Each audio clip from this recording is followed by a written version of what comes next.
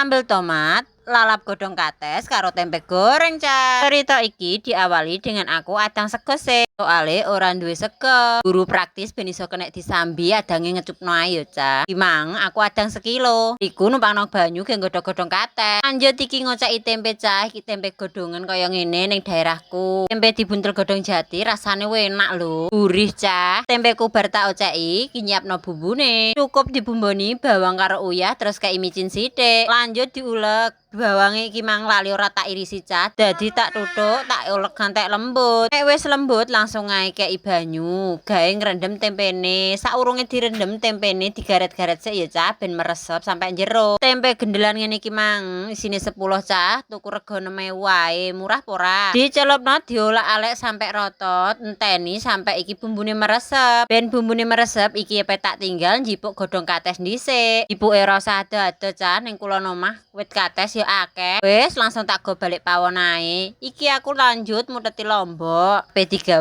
bahan sambele. Aja lali tomat, brambang karo bawange ya. Kei brambang sing akeh cek mantep. Tak delok banyuku wis umup, langsung ae godhong katese tak jegurno. Tambahi uyah sithik ben rupane isih tetep ijo, Cah. Sambil ngenteni medhok iki aku nyemplungno tempe gorenge. Iki mau wis manasno wajan ya wis tak kei lengo barang. Sing sisih wis mateng langsung tak walik ae. Iki sambil ngenteni tempene mateng rata. Godhong kates sing ape tak nggo lalap wis medhok langsung tak entas ae. Aja lali digrojok banyu adem ya, Cah. Iki tempeku wis mateng langsung tak entas pisan ya, Cah. Iki mang tak jegurno nggih separo dadi iki tak jeguri tempe meneh. Yang digoreng kabeh selak lesu. Tempeku gorengan wis mateng kabeh. Iki lanjut aku goreng lombok gawe sambele. Sambel tomat iki ke afdol nek gak dikek terasek, Cah. Nek kowe seneng piye, Cah? Seneng nganggo terasek apa ora nek gak sambel? Lombokku wis mateng ae langsung tak entas iki tak kei uyah gula karo micin. Langsung tak ulek ae nganti lembut iki engko ya. Aja salfok karo ngulekku ya, Cah. Encene isih omahe isih lemah. Dadi nek ngulek ya ning lemah. Tenang, Cah, wis tak lemeki ya. Sambelku tak ulek wis rembut, iki langsung ae tak toto lalapane karo cokotane tempe, Cah. Wala-wala aku kok wis kemecer, Cah. Buka magicom iki segaku ya wis mateng. Wis aku ndang nyiduk sego ae tak dokok ning piring. Sego karo lawohanku wis mateng, wis siap, ayo mangan.